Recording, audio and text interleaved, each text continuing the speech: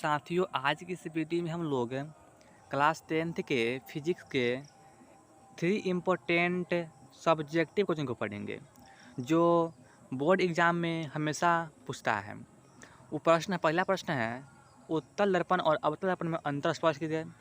दूसरा क्वेश्चन है, उत्तल लेंस और अवतल लेंस में अंतर स्पष्ट कीजिए। और तीसरा क्वेश्चन है, वास्तविक प्रतिबिंब और आभासी प्रतिबिंब में अंतर स्पष्ट कीजिए। यह तीनों प्रश्न बोर्ड परीक्षा में बार बार पूछता है।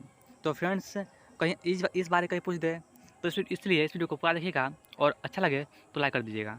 तो इस वीडियो को शुरू करते हैं और आज का पहला क्वेश्चन है, क्वेश्चन नंबर 1 है, यानी कि उत्तल दर्पण तथा अवतल दर्पण में अंतर स्पष्ट कीजिए। तो इसका आंसर होगा अवतल दर्पण और उत्तल दर्पण। तो इसका पहला आंसर है, इसमें परावर्तन करने वाला चमकीला तल अंदर धंसा होता है और इसमें परावर्तन करने वाला चमकीला तल बाहर होता है। यानी कि अवतल दर्पण में देखिए, अवतल दर्पण में चमकीला तल क्या होता है, अंदर होता है, और उत्तल दर्पण में चमकीला तल बाहर होता है। समझे? और दूसरा है कि इसमें वास्तविक और आभासी, दूसरा है अवतल में वास्तविक और आभासी दोनों प्रकार के प्रतिबिंब बनते हैं और इसमें उत्तल में केवल और केवल आभासी प्रतिबिंब बनते हैं। यानी कि अवतल दर्पण में वास्तविक और आभासी दोनों बनते हैं और उत्तल दर्पण में केवल केवल आभासी बनते हैं। अगला है कि तीसरा है, इसमें उल्टा प्रतिबिंब तथा सीधा, यानी कि इसमें उल्टा और सीधा दोनों बनते हैं। किसमें? तो अवतल में उल्टा और सीधा दोनों बनते हैं और उत्तल में केवल और केवल सीधा बनते हैं। यानी कि अवतल दर्पण में उल्टा और सीधा दोनों प्रकार के प्रतिबिंब बनते हैं और उत्तल दर्पण में केवल केवल सीधा प्रतिबिंब बनते हैं।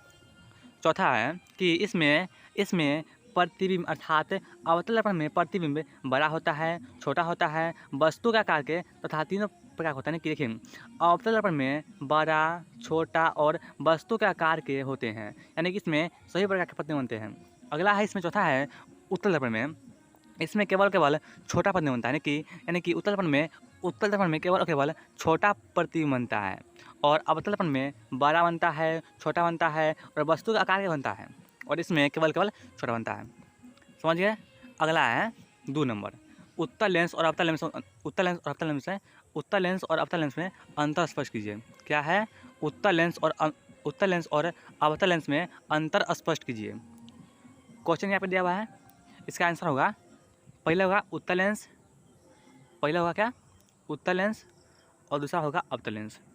तो इसका आंसर होगा कि उत्तल लेंस में से मोटा तथा किनारों से पतला होता है। यानी कि उत्तल लेंस बीच में मोटा होता है और किनारों में पतला होता है और अवतल लेंस बीच में पतला होता है और किनारों में मोटा होता है।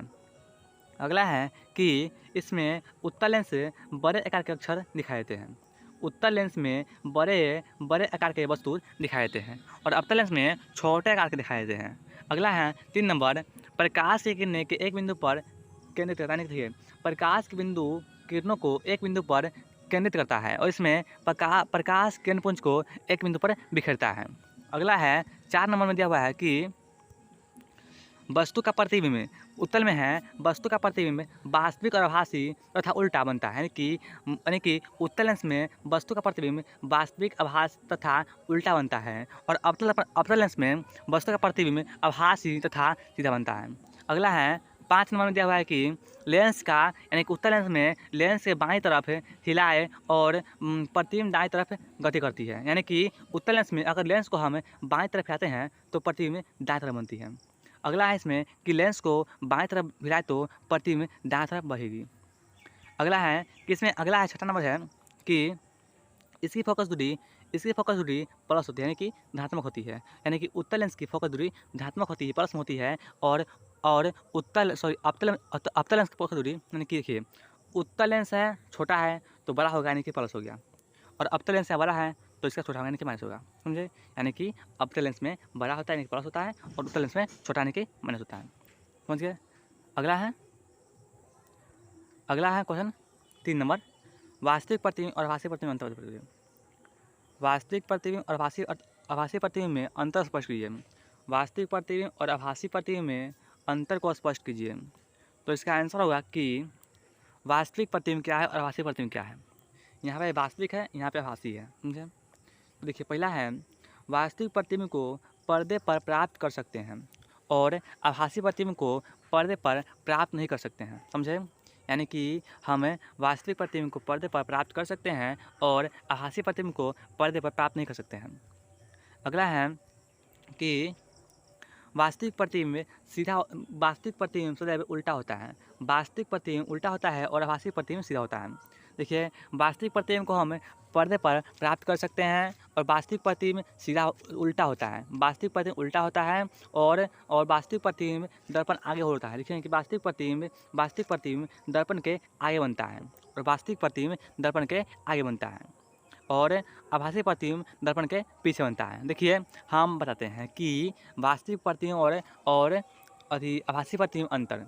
तो वास्तविक प्रतिबिंब को हम पर्दा पर प्राप्त कर सकते हैं और आभासी प्रतिबिंब को नहीं कर सकते हैं।